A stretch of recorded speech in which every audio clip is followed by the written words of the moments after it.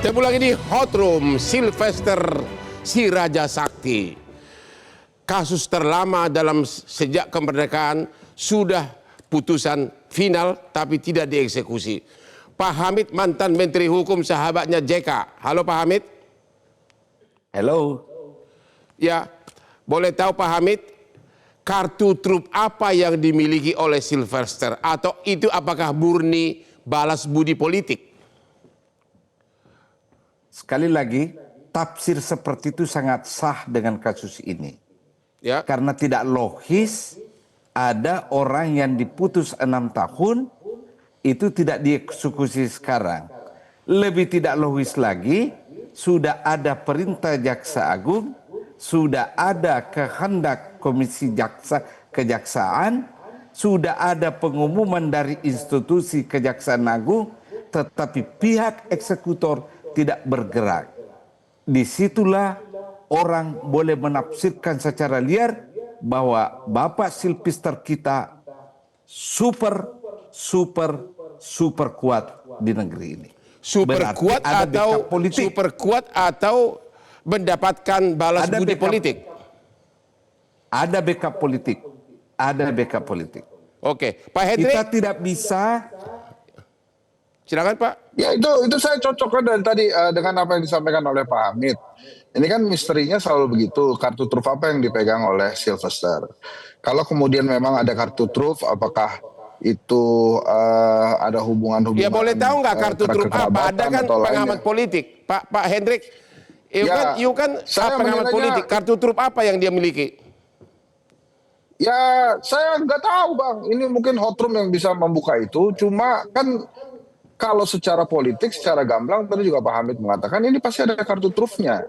Kenapa kemudian sampai kejaksaan tidak mengeksekusi ini gitu? Apakah kemudian menunggu apa kejaksaan ini? Jadi menurut saya jangan berhenti Bang acara ini sebelum kita bisa membongkar kartu truf apa. Menurut Abang apa kartu trufnya itu? Kalau host itu harus netral. Ini sudah 2 kali memang kita lakukan bulan Agustus. Waktu itu kita yakin bakal dieksekusi.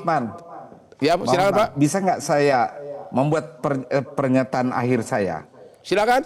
Kalau kita melihat rangkaian cerita atau drama keadilan ini, yang menarik adalah ada masa di mana Pak Sylvester atau pendukungnya menyatakan kadaluarsa. Di saat yang sama mengajukan permohonan PK. Kan kebalik-balik ini logika, Bung. Satu sisi dia mengatakan kadaluarsa, sisi lainnya mengajukan PK. Berarti ya logikanya kebalik-balik. Ya. Itu statement saya terakhir. Itu terakhir. Oke, terima kasih kepada Pak Hamid, mantan Menteri Hukum, sahabat dari Pak JK. Oke, sekarang Pak Batara, kartu truf apa yang dimiliki oleh Sylvester atau apakah dia mendapatkan balas budi politik? Untuk sampai ke sana, terus terang kita cuma bisa meraba-raba. Apa kira-kira kartu truf yang dipegang oleh Sylvester sehingga kemudian dia mampu menahan semuanya. Tetapi yang jelas dalam kasus ini merupakan presiden buruk ketika ada seorang warga negara yang seharusnya diwakili oleh jaksa, karena secara filosofis adalah jaksa adalah mewakili korban, dan kebetulan korbannya adalah seorang negarawan, itu tidak dilakukan. Ya. Dan saya tidak bisa bayangkan kalau warga negara itu adalah orang biasa yang dia tidak memiliki kekuatan, maka kemudian hukum akan tajam ke bawah. Ini jadi Anda tolong dikasih analisa. Saya yakin Bapak Jaksa Agung berani, orangnya berani. Ya. Pasti ada intervensi dari luar. Analisa saudara bagaimana? Ya mau tidak mau klarifikasi itu tetap harus dilakukan kepada Jaksa Agung dan tentunya.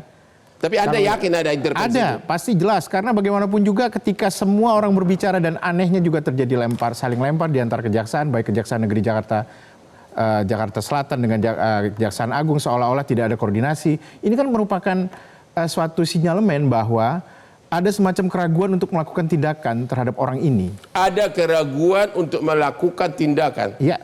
Keraguan atau tidak berani gara-gara pengaruh dari luar? Salah satunya itu, keraguan itu kan dia berarti berhitung dong Bang. Oh begitu. Dia berhitung apa kalau saya lakukan ini. Ya.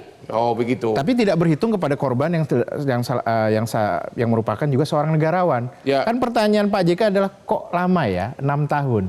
seorang wakil presiden pun Mantan wakil presiden 2 kali. bayangkan kalau rakyat biasa ya. Ya.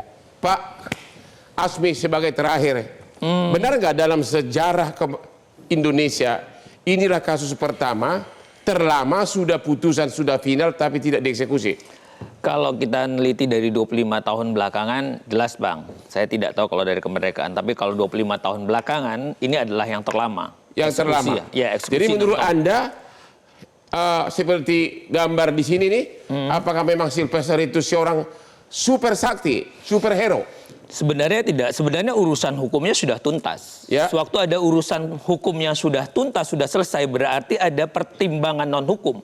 Ya. Sewaktu pertimbangan non-hukum berarti ada pengecualian. Ya.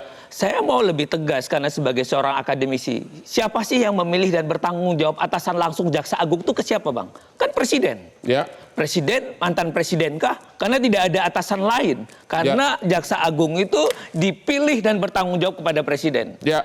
Disinilah perlu kejernihan yang tadi udah dibilang, kalau memang Pak JK ataupun siapapun hari ini kan menghancurkan prinsip daripada kepastian hukum itu sendiri Ya. dan mengikis kepercayaan masyarakat gitu loh.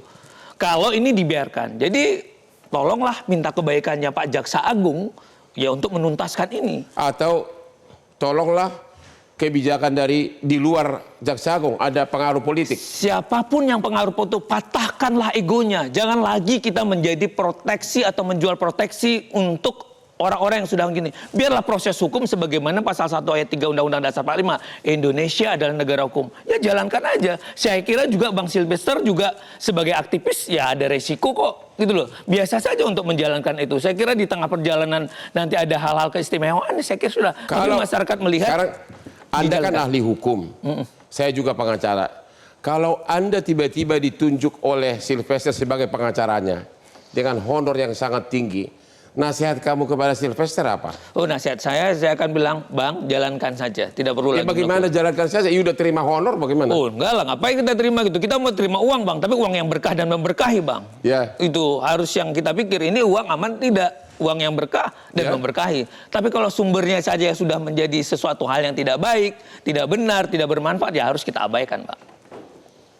Kira anak Bapak sebagai ahli hukum lagi, kira-kira PK kedua bakal menang nggak dia? PK kedua akan sulit karena argumen PK pertama yang menjadi benteng dia jadi abaikan Bang, gitu loh. Ya. Sepanjang argumentasi dan bukti yang dia ajukan adalah sama seperti permohonan PK pertama, akan ditolak Bang. Tapi kan PK pertama kan karena dia tidak datang. Kalau sampai dia datang, berkasnya dikirim ke Mahkamah Agung, Anda melihat ada kansnya ada nggak Sylvester untuk menang? Sulit Bang, karena kalau orang mantap pertama itu dia akan all out di PK Ya. pertama.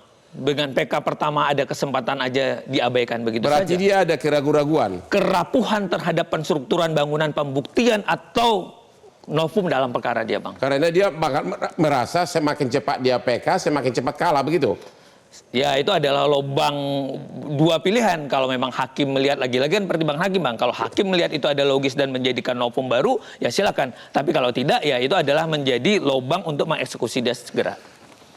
Anda sudah melihat semua pemirsa betapa pentingnya peranan dari ahli hukum tersebut seperti pengacara seperti kami ini, ya. Betapa pentingnya pengaruh kami ini. Jadi jangan selalu curiga kepada kami pengacara. Demikianlah akhir dari diskusi kita malam ini. Sampai ketemu di Hot Room setiap hari Rabu jam 9 malam hanya di Metro TV. Pak, sini Pak. Kita perlu.